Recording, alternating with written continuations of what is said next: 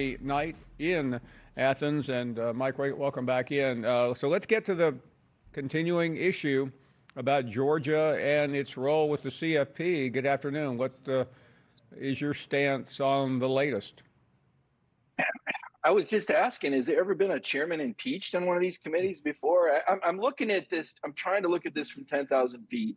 And my thought is this. I want to know that the Martian or the person from the future that can understand how this makes sense, where I can't wrap my normal human brain around whatever, algebra or trigonometry or whatever's going on in that room that's coming out with these rankings, Paul. I mean, look, there's a national outcry here.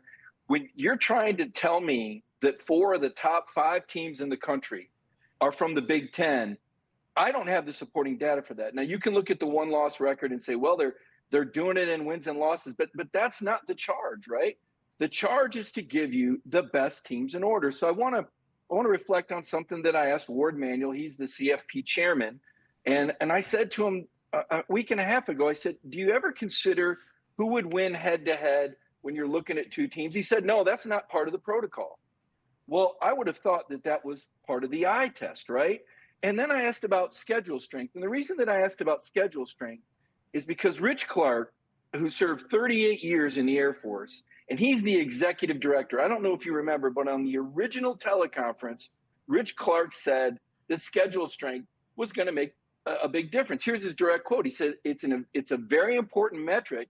It's not the only metric, but it's one that cross-cuts across conferences and team schedules. And it gives us a look so we can compare teams more accurately based on their strength of schedule.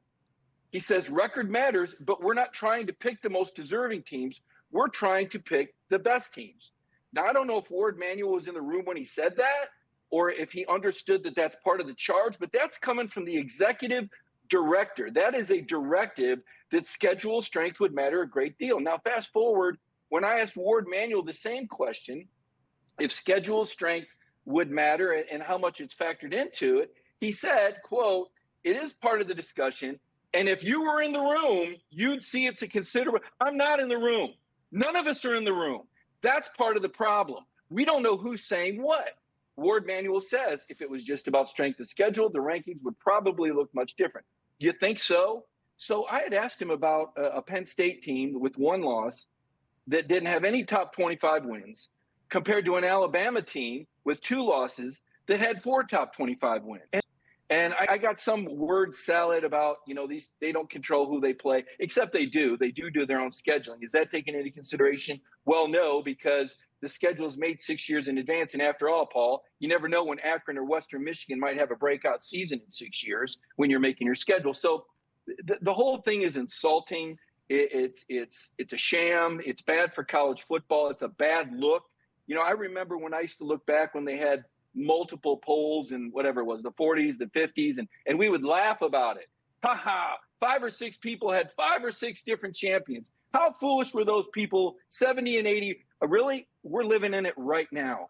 People are going to look back on these rankings and laugh. And I look at this committee and said, they said, Gary Pinkel's on. I said, well, they must have sent him out for sandwiches when they did the vote. I would be ashamed to put my name on this committee that's come out with these rankings to sandbag the SEC when 4 of the last 5 national champions and 10 out of the 20 teams that competed for national championships are from the SEC, where they got a 72% winning percentage in the college football playoffs. The Big Ten has a 41% winning percentage. The SEC's produced more NFL players than any conference every year the last 19 years. And yet suddenly in 2024, we're supposed to believe this is a Big Ten renaissance and 4 of the best 5 teams in the country are from that league.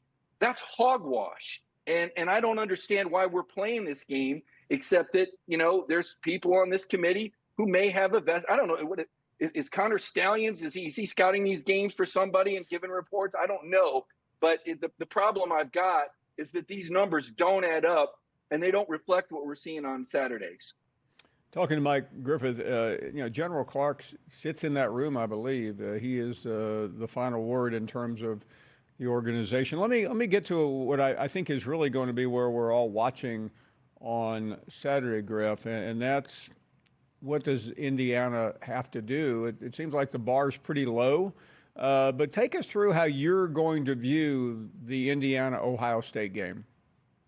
Well, for starters, the books are already cooked. The College Football Playoff Committee has already told us that these are two top five teams according to their rankings. So whoever loses is going to have a top five loss, right? Meanwhile, Georgia beat a Tennessee team that isn't even in the top 10. What do you know? So the problem with these early rankings, which we say, oh, they're harmless, it'll work itself out, is they have effectively set the baseline for what these teams' ranks and values are as they move forward. So that's going to help the Big Ten out down the road when we look at the resumes and say, well, who did they lose to? We're going to refer to the college football rankings for who they lost to. I've yet to see the metrics for, I haven't seen the computer, whatever they're using.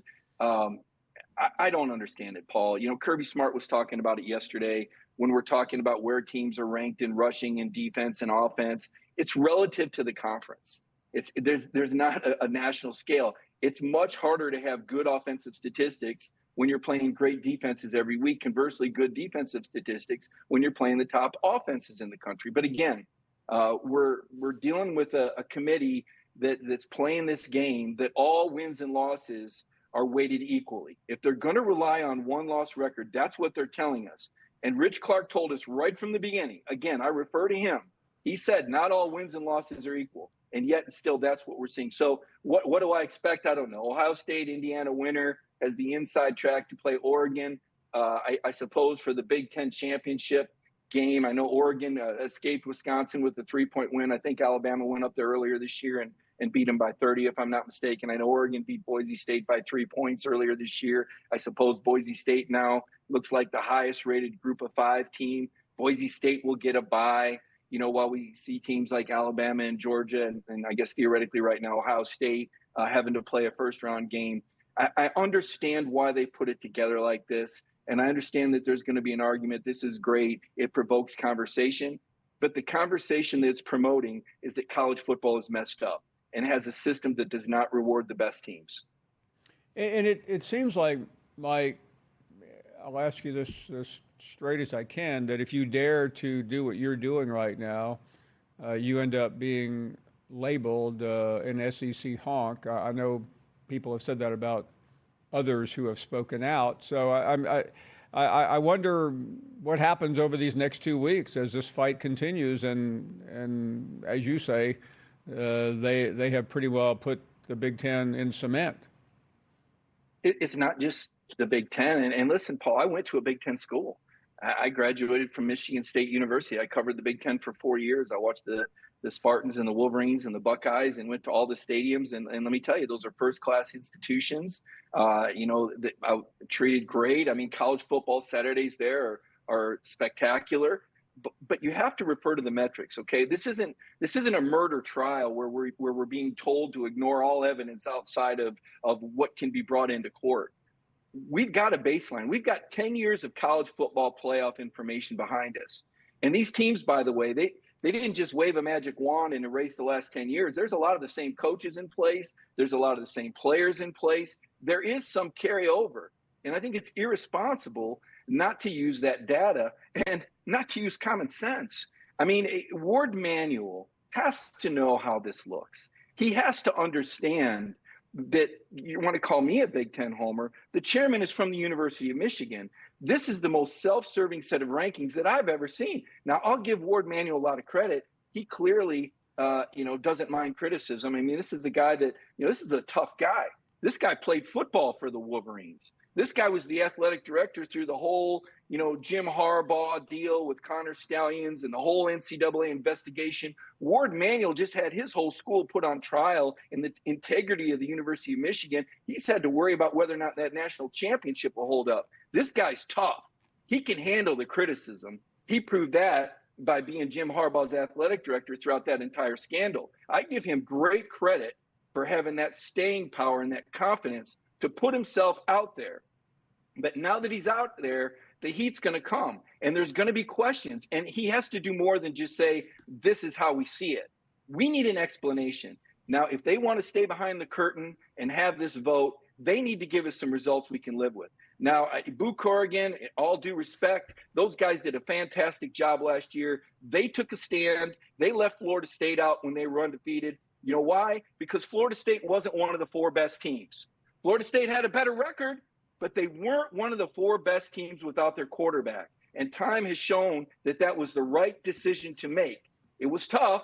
They took criticism, but by gosh, they did it. They did the right thing. All I'm asking is for this college football playoff committee to apply some common sense to the process. Don't be afraid to rank a team with more losses ahead of a team with 1 loss if they have more quality wins. This, again, Rich Clark, I couldn't ask for a better executive director. If you go back and look at his comments and his about schedule strength and not all wins and losses being created equal, right on the spot. Brilliant. This guy's got integrity. I'll sit next to this guy in any foxhole. But somebody didn't get the memo. And the fact that this committee can come up with these rankings and put them out there and step back and say, oh, yeah, this is how it is. I mean, honest to goodness, Paul, 4 out of the best 5 teams in the country are from the Big Ten. Is anybody digesting that? Is anybody in the Big Ten even believe that right now? Mike Griffith with a fiery start today. Many thanks, Mike. We'll talk to you next week. We head to Appreciate it, Paul. You bet. You. We head to the